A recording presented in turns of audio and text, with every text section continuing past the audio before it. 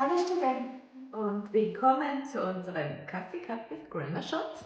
Heute Akkusativ Dativ. I'm gonna explain you this grammar today in English because I want that you understand me, that many people understand me for sure, and this is a chapter which is very in the beginning of your German career. If you don't understand me, please write a comment. We will produce the same video soon in German or in other languages. So, what is the big problem about accusative? It is not the grammar, it is how other teachers taught you. Because you never got the whole big picture of it. You learn Akkusativ Dativ always in small pieces. So a little bit here, a little bit there, a little bit in A1-2, in A2-2, in B1-1, in B2, here some prepositions, here, but you can never grab it and say, okay, now I understand. So this is what I will show you today. I will show you the whole picture of it, and it's quite a information package you will get, but then you have it all. You no exceptions, no upgrade to this, no, you will understand in the end how the German language is put together. Ready? Okay. So, first of all, you have to know that every element in the German language, which can be articles, adjectives, demonstrative pronomen, possessive pronouns, even nouns, exist in 4 different forms. Let's take the example of the article. You already know that we have 3 articles. We have der, die, das, in different colors. So, and the plural die. If you have not learned the articles yet, I would say stop here and maybe make our coffee cup with grammar shot of the article first. You have to feel comfortable with the articles, but it is not necessary. You can also do this package alone. Just a small tip from me. So, you know, these are our articles and that's how they look like, and now more or less you also know where you have to put them. But this is just the normal form of it. We call it nominative, or short nom, and nom can be for you like normal. This is how the article looks normal. But what is normal? Normal is always on the first position of the sentence, the start position. So if I have, for example, a sentence like this, der Mann ist schön. Der Mann is on the first position. This is completely normal, my normal first step. And der is okay. If I have other kind of sentences, for example, ich sehe der Mann. Ich spreche mit der Mann. Ich helfe der Mann. So now der Mann is not anymore on the first position. No, it's somewhere over there in the middle of the sentence. So this is not normal anymore. The normal first position is here. Ich is actually in the nominative. But now the Mann is here. And I know that I have to change it somehow, because every form can just exist one time in the language, in a sentence. The other options are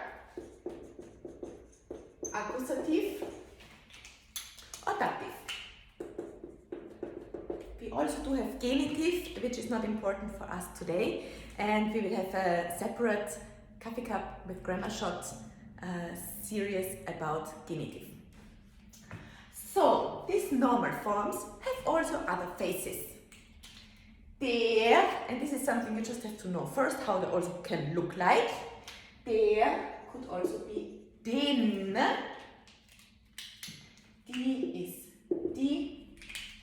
Das ist das, you already see. And plural, die is die. Akkusativ has not so much another face. It's more here. What is important? It changes into an den and n. That's why we also call it sometimes N-Fall. The N case. If you heard this sound. And then there's a third phase of the articles. They can also change into their dative forms, which would be dem, der,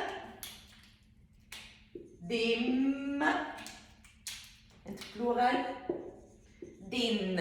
You already see dative changes a lot. Dative is more aggressive and makes more You say what the changes are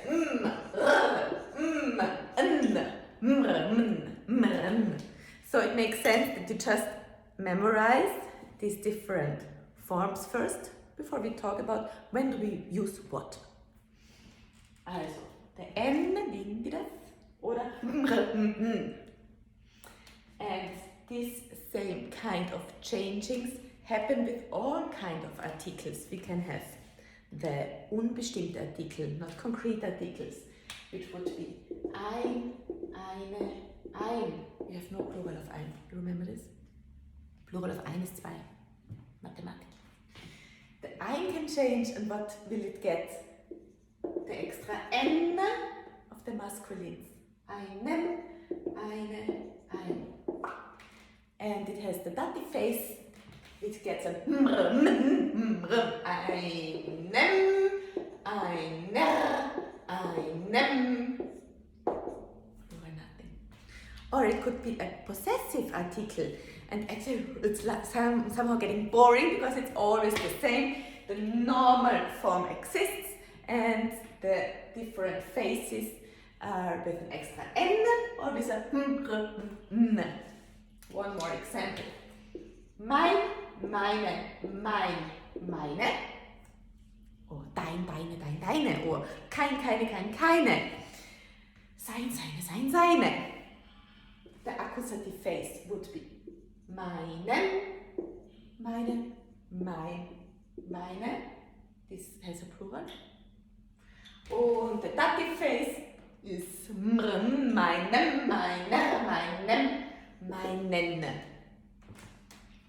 So this was just basic information to know. Okay, everything exists at least 3 times. Now back to my example here. Der Mann is now in the middle of the sentence. This is not normal anymore. Der has to change. So maybe it changes into his accusative form. Ich sehe den Mann. Or maybe it changes into his dative form, which would be dem Mann. And this is the big question, how do we know? Well, this is very, very easy, because it's about the German language. The German language works like a chain. So every step you make tells me exactly what comes next, what comes next, what comes next.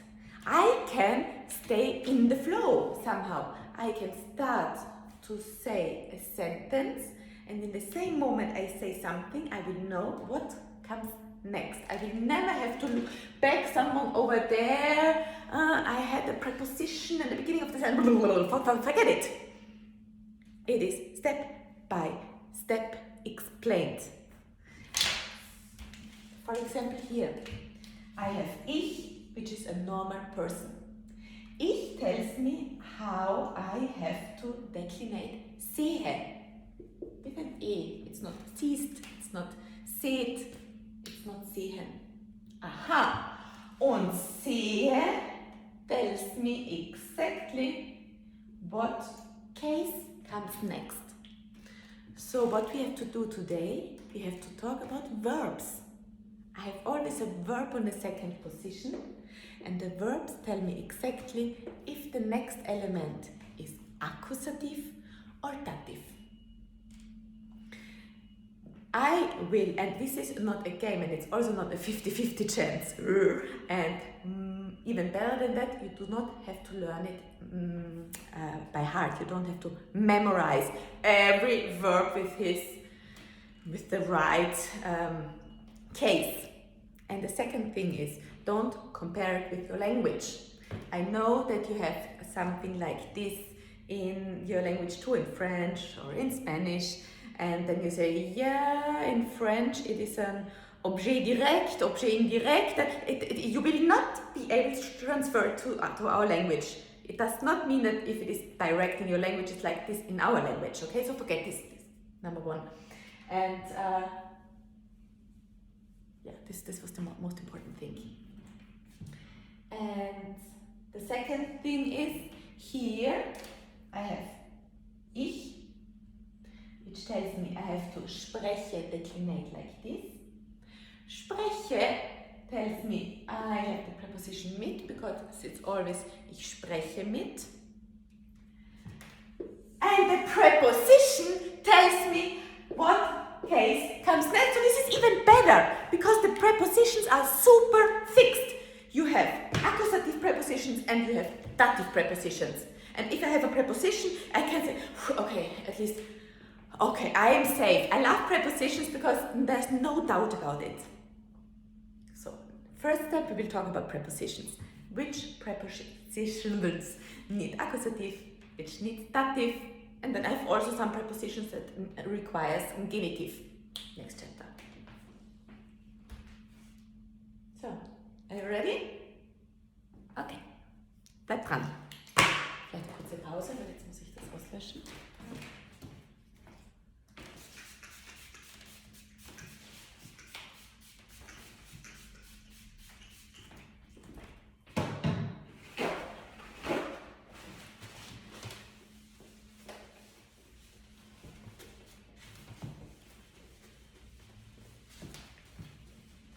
Blau schreibt am besten.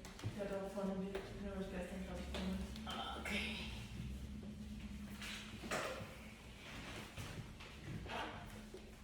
Oder der.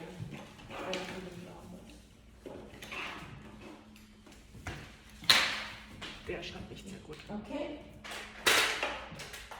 Der war draußen, der ist super.